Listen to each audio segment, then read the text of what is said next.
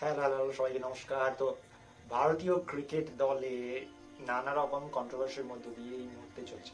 ফ্যান্সদের মধ্যে নানা রকম ঝগড়া লেগে চলছে যে গৌতম গম্ভীর কি পলিটিক্স করছে, গম্ভীর কি ফেভারিটিজম করছে হর্ষিত রানাকে নিয়ে। তো এরকম নানা প্রশ্ন সবার মনের মধ্যে যে আছে, সেই প্রশ্ন নিয়ে আমি আজকে আপনাদের সামনে উপস্থিত। তো শুরুতে যে প্রশ্ন, গৌতম গম্ভীর সত্যি কি হর্ষিত রানাকে নিয়ে ফেভারিটিজম করছে? তো এই প্রশ্নের উত্তর জানতে হলে ভিডিও শেষ পর্যন্ত আপনাদের দেখতে হবে। তো শুরুতে বেশ কয়েকটা জিনিস আগে আমরা লক্ষ্য করি যে হর্ষিত রানার ডেবিউ কখন হয়। হর্ষিত রানার ডেবিউ যখন হয়েছিল অস্ট্রেলিয়া সিরিজের টেস্টে, যদি সকলের মনে থাকে, তো সেই সময় কিন্তু ক্যাপ্টেন ছিল রোহিত শর্মা। অ্যান্ড সেই সময় হর্ষিত রানা অস্ট্রেলিয়াতে আই থিঙ্ক প্রথম দুটো ম্যাচ খেলেছিল টেস্ট সিরিজের। সেখানে কিন্তু প্রথম ম্যাচে ডিসেন্ট পারফরমেন্স দিলেও সেকেন্ড ম্যাচে কিন্তু প্রচন্ড পরিমাণ রান লিড করেন, যেই কারণে পরের ম্যাচে ড্রপ হয়। হর্ষিত রানাকে ওই টেস্ট সিরিজে নিয়ে যাওয়ার প্রধান কারণ হয়েছিল হর্ষিত রানার হাইট, হর্ষিত রানার পেস, যে কারণে যেটা অস্ট্রেলিয়ার সারফেসে প্রচন্ড হেল্প করে। সেই জন্যই ওই সিরিজে হর্ষিত রানাকে অন্যান্য বাকি সবার থেকে চুজ করা হয়। হাউএভার তারপরে 2025-এর চ্যাম্পিয়ন্স ট্রফি হর্ষিত রানা খেলে, যেখানে কিন্তু একটা কন্ট্রোভার্সি হয়েছে সিরাজ থাকতে থাকতে কেন হর্ষিত রানাকে চুজ করা হলো। তবে হর্ষিত রানা কিন্তু ওই টুর্নামেন্টে ভালো পারফরমেন্স দিয়েছে, খুবই কারিগর প্রমাণ হয়েছিল ওই 2025 চ্যাম্পিয়ন্স ট্রফিতে। তারপরে আস্তে আস্তে হর্ষিত রানার জায়গা তিনটে ফরম্যাটেই পাকা হতে থাকে, যেটা নিয়ে কিন্তু আমাদের সকলের মধ্যে নানা রকম প্রশ্ন যে হর্ষিত রানাই কেন আমাদের তিন ফরম্যাট বোলার, আমাদের সিরাজ থাকতে থাকতে, আরশদীপ থাকতে থাকতে।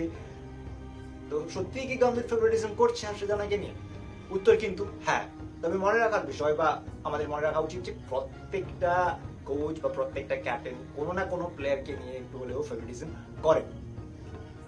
প্রত্যেকেই, সৌরভ গাঙ্গুলি থেকে শুরু করে MS ডি থেকে শুরু করে বিরাট, রোহিত, প্রত্যেকেরই একটা বা দুটো প্লেয়ারের প্রতি একটা কনফিডেন্স থাকে। ফেভারিটিজম এখানে বলতে যে ওই প্লেয়ারের প্রতি কনফিডেন্স আছে যে ওই প্লেয়ারটাকে যদি আমি সুযোগ দিই, প্লেয়ারটা পরবর্তীকালে কিন্তু দলের জন্য ভালো খেলবে, দলকে ম্যাচ জেতাবে। এই জন্যই বেশ কিছু কোচ ক্যাপ্টেন তাদের বেশ কিছু ফেভারিট প্লেয়ারদের নিয়েই কিন্তু দল সাজায়। তো এইবার দেখার বিষয় হর্ষিত রানা কি সত্যি ডিজার্ভ করে আমাদের এই ইন্ডিয়ান টিমে খেলার। তার উত্তর যদি খুঁজতে চাই, তো প্রথমে যদি আমরা টেস্টে দেখি তো একদমই না। টেস্টে হর্ষিত রানার থেকেও আমাদের বেটার বোলার্স রয়েছে, যে কারণে কিন্তু ইংল্যান্ড সিরিজে হর্ষিত রানা দলে চান্স পায়। ওডিআই যদি আমরা দেখি, এবার ওডিআইতে হর্ষিত রানা কিন্তু যদি আমরা স্ট্যাটস দেখি, ম্যাচ খেলেছে 8টা, স্যাম্পল সাইজ একদমই ছোট, মাত্র 8টা ম্যাচ, সেখানে কিন্তু উইকেট কালাম 16টা। অ্যান্ড যদি আমরা ইকোনমি দেখি সেখানে 5.82।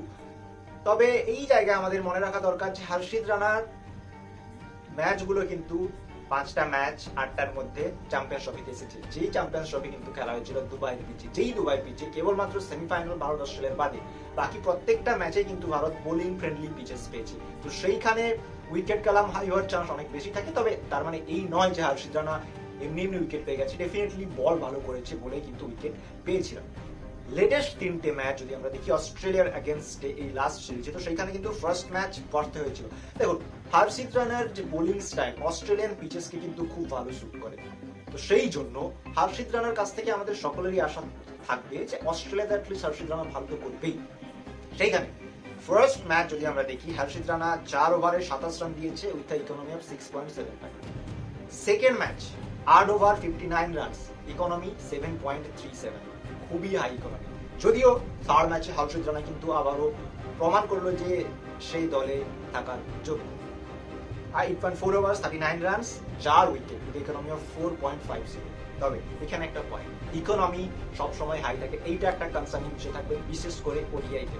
কারণ যদি হর্ষিত রানার মতো একটা বোলার যার ইকোনমি হাই সে যদি দলে থাকে, সেক্ষেত্রে অপরদিকে যদি বুমরা খেলুক বা শামি খেলুক বা সিরাজ খেলুক, যেই খেলুক, সে যখন প্রেসার ক্রিয়েট করছে, তো সেই প্রেসারটা হর্ষিত রানার হাই ইকোনমির কারণে কিন্তু প্রেসার রিলিজ হয়ে যায়।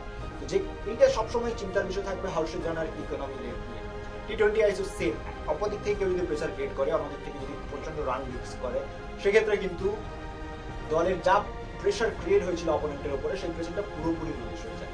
এইবার দেখার বিষয়, ফার্স্ট টি20 আইতে হর্ষিত রানাকে নেওয়া হয়েছিল আরশদীপ সিংকে নিয়ে। এইটা কোনোভাবেই কোনো ফ্যান্স মেনে নিতে পারছে না। স্বাভাবিক বিষয়, কি করে মেনে নেবে?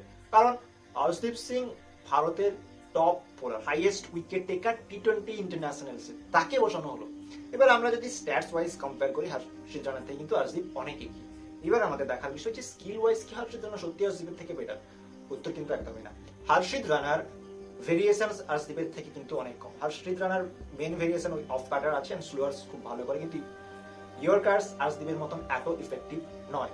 আর ঠিকঠাক বাউন্সারও করে দিতে পারে হর্ষিত রানা, কিন্তু yorkers not as effective as Arshdeep Singh. এবং হর্ষিত রানার গো টু বলই হচ্ছে স্লোয়ার অফ কাটার। সেক্ষেত্রে আর্শদীপের কিন্তু সব রকম ভেরিয়েশনস আছে, slower bouncers, bumpers, yorkers, cutters, normal slower deliveries, back of the হ্যান্ডও মাঝে মধ্যে করে থাকে। তো আর্শদীপ সিং স্কিল, স্ট্যাটস সব দিক দিয়ে এগিয়ে, কিন্তু তবুও কোচ এবং ক্যাপ্টেনের পছন্দ ছিল হর্ষিত রানা প্রথম ম্যাচে, যেটা অবশ্যই ভাবাবে। তবে এইখানে আরো একটা কারণ হর্ষিত রানাকে কেন নিয়েছিল, সেই কারণটাই কিন্তু ভারতের টি-20 টিমে বিশেষ করে চিন্তার বিষয়। গৌতম গম্ভীর চাইছে ব্যাটিং ডেপথ, তো ব্যাটিং ডেপথের কারণে একটা বোলারকে স্যাক্রিফাইস করতে হচ্ছে। হর্ষিত রানাকে নেওয়ার একটাই কারণ, হর্ষিত রানা ব্যাট করতে পারে, কিন্তু কিন্তু এখানে কোচ ক্যাপ্টেন বারবার বলে যাচ্ছে হর্ষিত রানা কিন্তু এমন বোলিং অলরাউন্ডার নয় যে 10 বলে 20 রান বাকি থাকলে করে দিতে পারবে। তার বদলে যদি একটা প্রিমিয়াম প্রপার ফাস্ট বোলার খেলানো হয়, সেক্ষেত্রে কিন্তু হয়তো 10 বলে 20 রানের প্রয়োজন থাকছেই না। তো এই কয়েকটা বিষয় কিন্তু দেখার আছে। আরো একটা এখানে চিন্তার বিষয় এবং দেখার বিষয় থাকবে, যখন হার্দিক পান্ডিয়া কামব্যাক করবে টি-20 টিমে, তখন গৌতম গম্ভীর কাকে খেলাবে? হর্ষিত রানাকে খেলাবে নাকি হার্দিক পান্ডিয়া খেলাবে? কারণ বেসিক্যালি হর্ষিত রানা হার্দিক পান্ডিয়ার প্লেসে খেলছে, অর্থাৎ ওই নাম্বার 8 পজিশন। যদি হার্দিক নাম্বার 8 খেলবে না, অন্য কেউ খেলবে। তো চিন্তার বিষয় কিন্তু ভারতীয় টি-20 টিম নিয়ে বিশাল, এবং এই যে যা হচ্ছে দলের মধ্যে, সেটা কিন্তু একটা চিন্তার বিষয় থাকবে, কারণ atmosphere is not that good, completely it is not good. আরো একটা বিষয়, এখানে বুমরাকে ওয়েস্ট ইন্ডিজ টেস্টে খেলানো হলো, যেটা বুমরার কাছে তো একদম ইউজলেস। কারণ কেন খেলানো হলো? কারণ যাতে বুমরাকে ওডিআই সিরিজে রেস্ট দেওয়া হয় এবং হর্ষিত রানাকে খেলানো যায়। এটা কিন্তু একটা পয়েন্ট।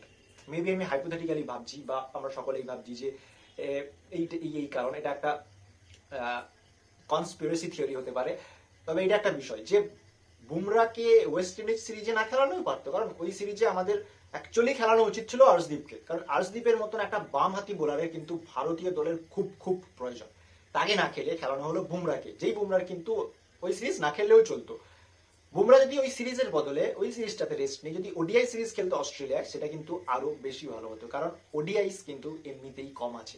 আর ওডিআই ওয়ার্ল্ড কাপ রয়েছে সাউথ আফ্রিকায়, বাউন্সি পিচেস প্লাস সুইং হয়, যেটা কিন্তু অস্ট্রেলিয়ার পিচেরই মতো। ডিফারেন্স সাউথ আফ্রিকাতে একটু বেশি সুইং হয়, অস্ট্রেলিয়াতে তুলনামূলকভাবে একটু কম হয়, but bounce similar type of bounces থাকে।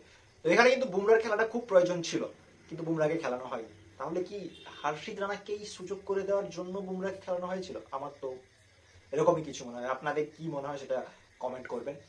তবে coach, captain, Indian team management সকলেরই এটা বোঝা উচিত যে আর্শদীপ সিং কিন্তু দলের অ্যাসেট। আর্শদীপ সিং এর টিম ফরম্যাটেই খেলা উচিত।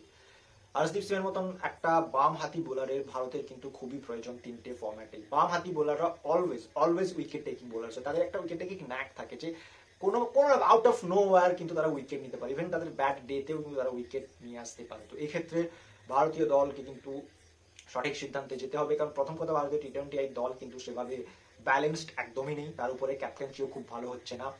ওডিআই টিম যদি আমরা দেখি, ওডিআই টিম ঠিকই আছে, 2023 থেকে কোনো কিছু চেঞ্জ করার প্রয়োজন নেই, কিন্তু তবুও ছেড়ছাড় করছে ফর সাম রিজন। টেস্ট দল বোলিং নিয়ে ভাববার বিষয় রয়েছে, টেস্ট দল ঠিক আছে, ট্রানজিশন পিরিয়ডের মধ্যে দিয়ে চলছে, ওই নিয়ে বেশি কথা হবে না, বাট টি-20 টিম আর ওডিআই টিম, এই দুটো টিম নিয়ে কিন্তু চিন্তার বিষয় থাকছে, বিশেষ করে বোলিং।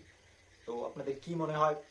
আপনার মতামত জানাবেন। কেউ সত্যি গম্ভীর পলিটিক্স করছে হর্ষিত রানাকে নিয়ে, বা বিরাট, রোহিত, বা যে কাউকে নিয়ে, তো কি মতামত আপনারা জানাবেন।